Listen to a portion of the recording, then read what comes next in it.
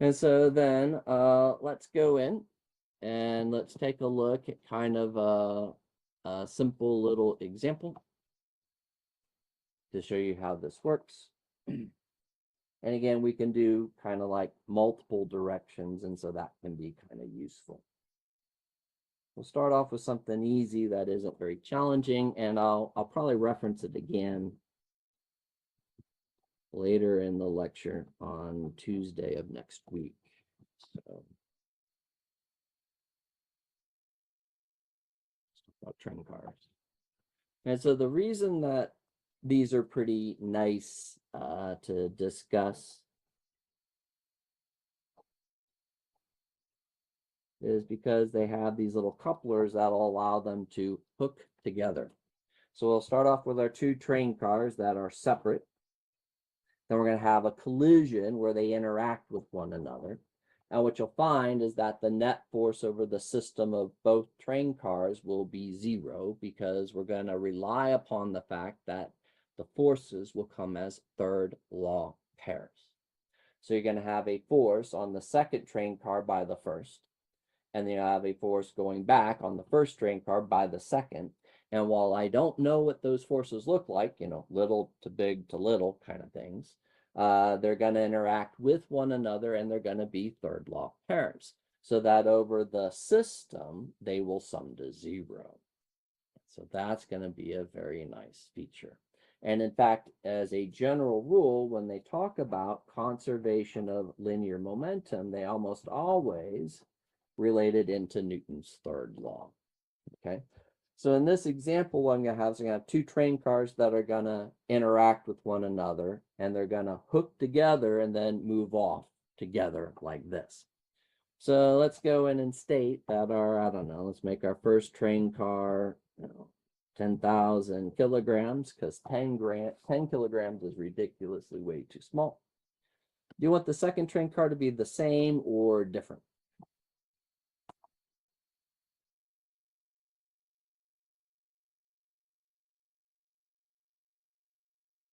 Different?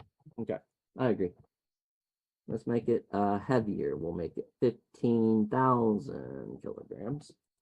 And we'll have the first one heading in at, I don't know, 5 meters per second. And we'll say that the second train car was at rest. Then this little squiggle that I put in here, this is to indicate the collision.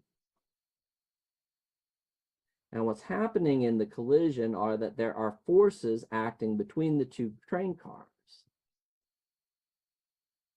that I don't even know what they are. It's the little to big to little kind of thing that I don't know what it looks like. I can't write down a formula.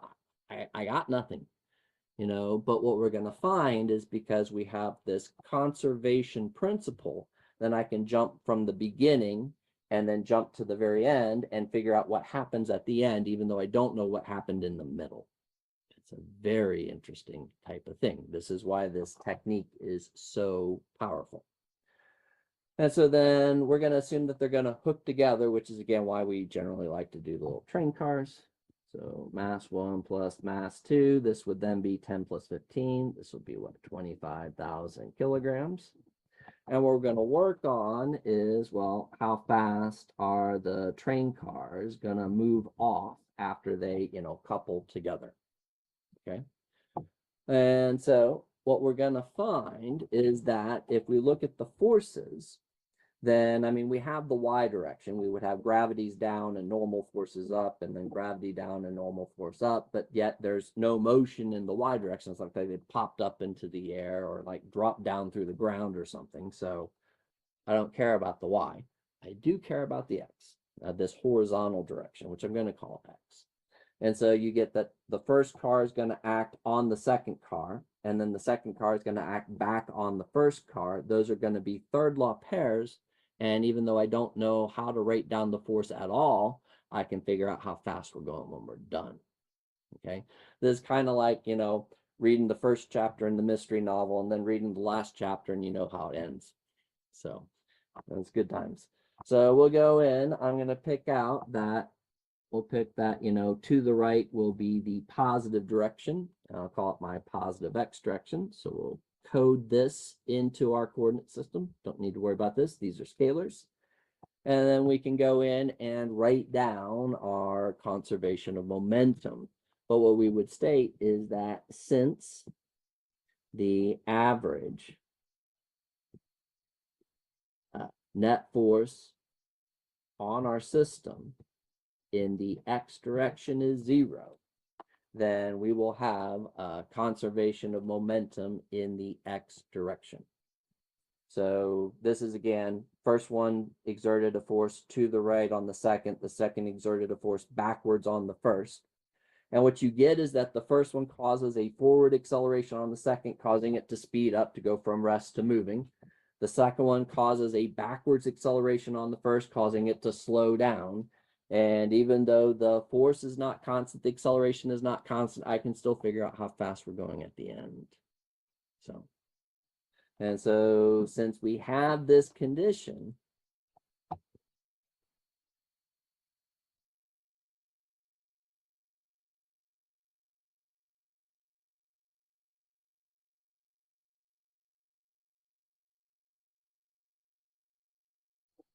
and our momentum in the x direction is going to be conserved. Okay. Now, when I write down my terms, I wrote them out kind of generically here, one term for each object. But when I write it down like this, where they hook together, then I kind of like to write it so that it looks like this instead.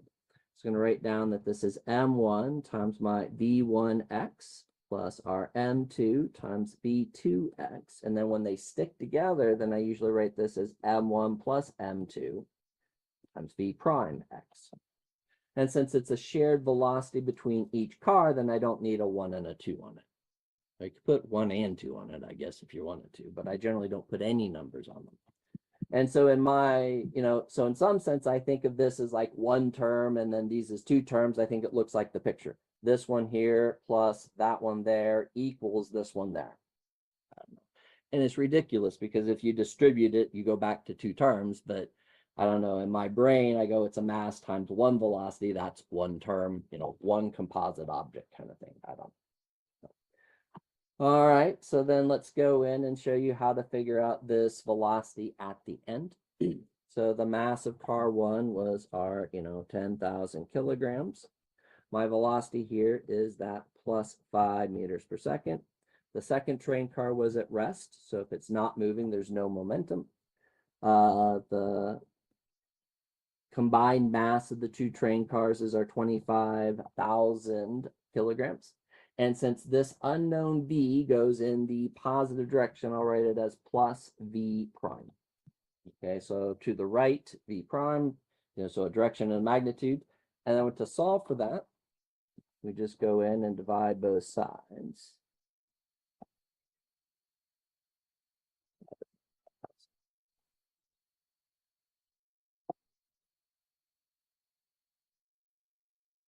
And so then our v prime turns out to be how much? 2.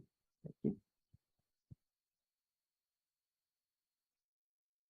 Now, let's talk about what this means. So this is one of those things that I want to have in our discussion, okay? And so since my answer came out positive, then technically the way that we discuss this is that since I coded the directions when I coded the equations, I put in the directions, getting a positive answer for the magnitude, because this is the magnitude and direction.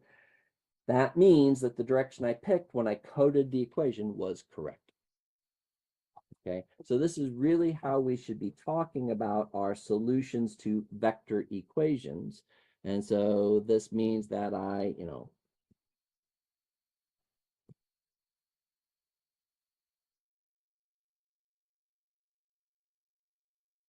pick the correct direction. And so back here, when I picked directions, I said that it was going to go, to the right. And so therefore it goes to the right. So then my answer is that it is 2 meters per second